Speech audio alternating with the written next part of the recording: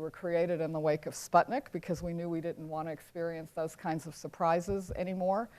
We sort of liked creating them instead, and that's really what DARPA has been about for 6 decades now. The internet is one of our babies we're very proud of, but it's sort of in this fractious teenage period now with all the problems that we're dealing with. What we're asking about cybersecurity is, what are the technology concepts that could fundamentally change the ground rules and give us a way to get out ahead of this explosion of challenge that we're seeing? So give us some good news. So what are your big brains over there? You fund, actually, people in teams. Yeah, absolutely. And so what are they working on that will kind of tame the unruly teenager? Yeah, I'll give you 3 examples. We can talk about any or all of these in more detail. One of the things we're working on is how to completely reduce the attack surface so that it's harder for hackers to find ways in, including as we move into the Internet of Things with embedded systems. And the attack surface just means ways in, vulnerable ways in. How many ways in? A second example is we're looking at a really interesting new challenge, the Cyber Grand Challenge, to figure out how we can start having automated systems to fight cyber defense. We don't think we're going to be able to keyboard our way out ahead of this problem, and just throwing more people at it is simply not going to work, given how fast machines are able now to generate cyber vulnerabilities. Let's just talk about that. So the Cyber Grand Challenge is interesting. How much money do you get if you win, by the way? The first prize for the ultimate contest, which is June of 2016, is $2 million, and there's a set of other prizes along the way as well. All right, so what do I have to do to get the $2 million? Yeah, well, 90 teams have signed up to try to get the $2 million. What we're going to do, what we're in the process of doing, is building basically cyber warfare in a box. It'll be a separate cyber environment with a new operating system. It's going to be really like Capture the Flag at DEF CON, except we're creating a league of their own for machines to fight it out rather than human teams. So I would have to create a robot. Right, an information, right. Information system. A set of programs, right. And the whole goal of this is that, that instead of human error about detecting viruses, there's going to be an automated system. Yeah, and human, I think the key point in my mind is we need to get to where we are able to do cyber defense at machine speed. Because when we're dealing with attacks that are being generated automatically by machine, those things happen at machine speed. They're happening in microseconds. They're not happening at the rate that you can type on a keyboard. And so today, really all we can do is patch and pray and keep throwing human beings at the problem. We're looking for a fundamentally different way to get faster than the pace of the growth of the threat. All right, so patch and pray is not working. And this challenge, just one more thing on that, who are the people that sign up for this? Yeah, we've been really excited with the people that have signed up. We've got this enormous range of talents. We got some very eye-popping names that have signed up. Suits, hackers, Well, tell us some eye-poppers. I don't know if, I actually don't know if that list is public, but. Well, all the more reason to tell us. Here's my big opportunity.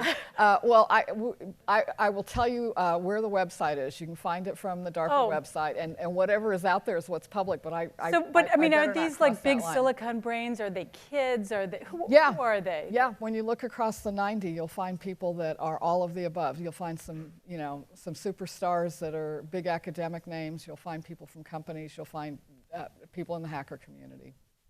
And so in addition to this, I mean, again, I think people are looking to DARPA. You have come up with some pretty huge things like GPS and some, you worked, I mean, this is the unit that's some of your other all-star things about the screen on the touch screen too is also. Yeah, well, if you look at your iPhone or your smartphone of any type, it's chock full of technologies that we helped start. Some of the materials in your touch phone, the chip that sends the radio wave to the cell tower. Siri actually started as a DARPA project. But that was groundwork that we did, and then this vast private investment came behind it and turned it into this amazing capability. Can you talk to Siri and tell it to secure the networks?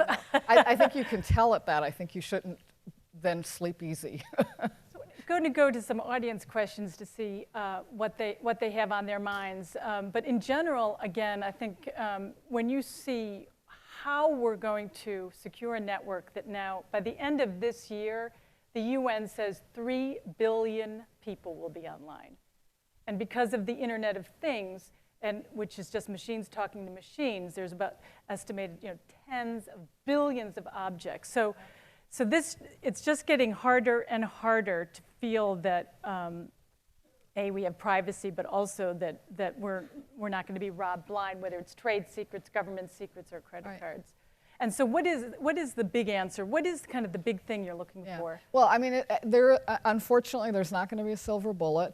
But again, there are pieces of this that we think can become tractable. The Internet of Things, in DoD, every one of our military systems has a computer or many computers in it. We're already living, in many regards, the Internet of Things with these embedded systems. One of our programs is finding ways to build software that is unhackable for specified security properties. And what that means is there's a mathematical proof that this particular function can't be hacked from the outside, from a pathway that wasn't intended. So, that's not going to solve the entire problem, but especially for embedded systems that might have a more manageable, a more modest number of lines of code that is tractable through this method. That's an example of reducing that attack surface, making it harder for people to come in, especially for our most critical vulnerabilities. And then how do you keep the bad guys from getting unhackable software? Well, that's a concern if you want to hack them, but let's start by making sure we're secure, right, so that we can do our missions. I think that's. But isn't a lot of the Defense Department's mission also to be offensive hacking? Because we're getting inundated. It's been well publicized by Russia, China, but we're also out there offensively. Yeah, and I'm sure you're going to. I would hope you're going to get into the policy questions around offensive cyber. Just to take it in a slightly different direction, one of the other problems I think we're seeing is just the vastness of the information space of the internet environment. We all love it, we use it to great effect, but it's also a place where bad actors hide what they're doing. And another one of our programs is specifically designed to find those kinds of deep hidden networks. How do you do that? You start by creating a different way to look at this vast information environment than how we search today. So a simple example, a project that we've been doing working with law enforcement, our thesis was that we might be able to develop a way to find hidden networks that would reveal a pattern that relates to human trafficking. We started working with law enforcement, learned that their use of that information space, how they explore that vast information space, is exactly the way you or I would go online and do a search with Google or whatever your favorite search engine is. It's this sort of single-threaded walk through this vast environment. And oh, by the way, it feels like search engines are indexing everything, but in fact, they're only indexing a very small fraction of the total public information that's out there. They're indexing what's optimized for advertising revenue. That makes sense, but they're not going to get to all the material that might be of interest to law enforcement. Our tools build deep cores through the web to look for these hidden patterns and linkages among websites. And in the work the first project that we did, we were able to find a set of phone numbers that were very heavily linked to each other in backpage ads where a lot of the sex trade is advertised now. We provided those phone numbers to law enforcement. We gave them 600 numbers that we said, gee, we don't know anything about these numbers. All we know is they seem to appear over and over again and they're linked to each other. Law enforcement found in that list 466 numbers that tied to criminal violations. They also found numbers that tied to fund transfers in the region around North Korea, and they're now working on finding human trafficking networks. So again, we didn't give them a smoking gun, but we gave them a much more powerful way to start grappling with the sheer scale of the information. When you look at the cyber universe, what % of it is the hidden black market criminal activity? I don't think we even know. There's a huge amount of the internet that, as I mentioned, isn't indexed and isn't that readily available through the way we usually think about accessing it with search. Now, a lot of that is completely, completely benign. It's just all the legal and fruitful ways that we use the internet. But I think that's actually one of the great mysteries. The information explosion is so vast that we really don't even know how Do you have any guess? I mean, is it 10%? Is it? I don't know. I've seen reports that, just as a simple example, that a very significant fraction of network traffic right now is botnets. Now, those could be benign botnets. These are just automated programs that go out and do something on the network. Can you talk a little bit about the process being made on clean slate technology, this idea of rebuilding the internet with, with security in mind rather than patching and praying? Yeah, and just to be clear, I think patching and praying, it does work. It's the best thing we've got, so we must keep doing it as fast as we can. We just think we've got to get beyond it because it's a losing game. So one of the questions that we asked in recent years was, if you did have a clean slate, how would you rebuild systems to make them more fundamentally cyber secure? One of the ideas that came out of that was actually inspired by biology, where in fact one of the reasons that the human race, as an example, has survived, we survived plague, we're going to survive Ebola and other infectious disease, partly because under the hood, under the skin, there's a lot of diversity among individuals. And so one attack can't wipe out the entire human race. Similarly, we're now finding ways of building complex networked information systems where under the hood, each one is a little bit different. So an attacker, it just completely changes the economics for the attacker. Instead of one attack that can wipe out everything, as is usually the case, one attack might wipe out one thing. And it's just not that exciting, I think, from an attack point of view. Now, of course, the hard part is how do you make that not a systems administration nightmare? And so figuring out a way to have things diverse under the hood, but still work seamlessly and be able to be maintained seamlessly is where the challenge lies. But I think that's an example of clean slate thinking and then bringing those methodologies back to the way we do work today. Go ahead. Okay, one more. Yeah. So you started off by talking about DARPA being created in the wake of Sputnik. What's the moonshot for cyber security? What's the moonshot for cyber? I think one of the hardest challenges about cyber is we're trying to wrangle this problem while the information explosion is continuing. You talked about 3 billion people on the internet, 7 billion on the planet, so we still have more to go. And as we move to the Internet of Things, there are going to be more and more elements connected into our information universe. So the moonshot for cybersecurity, in my view, is to find techniques that scale faster than this explosion in information.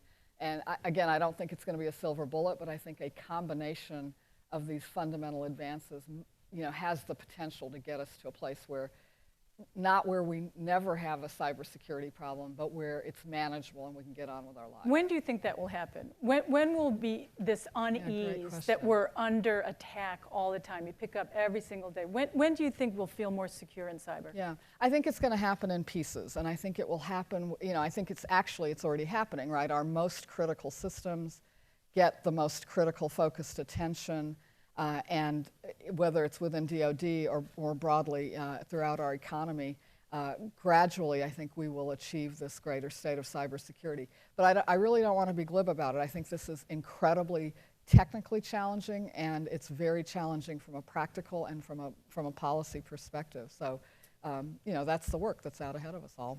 And there's been a lot of talk lately that, it's time, the internet is of the age, you were saying it's a teenager, that there needs to be some kind of a global body of regulations, standards that would issue an early warning system when there's a problem. What do you think? Is it time to create some kind of a body that has some kind of standards? Since right now we know that there's certain countries that are really literally off the grid, right? Yes, no, that's true. I don't know. I don't really know the answer to that. I think you'll have others here who know a lot more about the policy aspect. The one thing I would really just think about when you go down that path is to recognize how dynamic and fluid this situation is, because the power of information technology and the reason we put up with all these problems is that it is phenomenally capable for all the things that change how we live and how we work and how we create national security. You don't want to cut any of that capability off in the process of building this underpinning for cybersecurity. So the Defense Department in general and your outfit has a lot of priorities, a lot of big issues. Right now, a hot one that you're working on is staying out in front of infectious disease, very topical. Tell us, how does securing the internet and cybersecurity rank in priorities? Yeah, it's one of many efforts at DARPA, but I think of it as a truly foundational piece. A couple of other major things that we're doing at DARPA. One is about finding ways to wrangle biology and turn it into a useful technology. One example is work that we're doing to outpace the spread of infectious disease, a problem that actually, has a lot of resemblance to dealing with the outpacing the cybersecurity threat that we're dealing with. But those in biology, as an example, those are problems that we simply can't wrangle without using the power of big data and new information tools. So if we don't have that security, if we don't have the trust in those systems, we're not going to be able to solve this other, really different class. But we've heard from the head of the CIA last year and then the head of the FBI that there is nothing that worries them more, because with jamming capability and hacking capability, you can take down critical infrastructure. You can actually do enormous amount of physical damage, let alone all the theft of intellectual property and trade secrets. So I guess I'm just trying to figure out, if we're hearing from one part of the government that it is like such a big threat, and so now, like, the big brains in here who are working on it, like, how hard are they working on it, or how big a deal is it in all the priorities? Pretty darn hard, don't worry. But, let's just be clear. National security is there's not a single problem that if we solve it, the country can sleep easy, right? So, yes, it's an incredibly critical problem, but it's not the only problem. And I think it's important to just keep that in mind. Again, I think it's foundational, and we are going to have to deal with it because of all the other national security challenges. If we're going to build a new generation of complex military systems that can overpower a future peer adversary, that's critically important. Guess what? It also relies on cybersecurity capabilities. So I think they're linked, but I think you have to be clear that any of these issues that we deal with, cybersecurity is a piece of it. And breakthrough. So when we do hear there's a breakthrough on cybersecurity, presumably it'll be out of your unit, and it will again, what's the core of what we're going to see? Again, it's not going to be relying on security of individual people, it'll be an automated system. Yeah, and so just to give you an example, we're working on ways of building unhackable embedded systems. You will see that, I hope you will see that rolling out into automobiles in the commercial sector, and UAVs in the national security context or within DoD. Those will be new techniques and practices that get adopted by people who are building those systems. You might see, I hope after our Cyber Grand Challenge that you start to see automated cyber defense systems that become commercial products that people who are worrying about their own cybersecurity can purchase and start using. That's how you'll see it. And one thing on the same type of grand challenge led to driverless cars. Yeah, absolutely. Our first major challenges were about, the urban challenge was a major significant one about a decade ago. Could a vehicle navigate without a human being in it? Through a particular environment. And if you want to find the number 1, number 2, and number 3 teams that came out of that challenge successfully, you should go visit Google and see their self-driving car project, because a bunch of those folks are there. So a great example of using the challenge and then letting that technology go out in the world. A lot more work has to happen after we show it's possible, and it's great to see that happening there.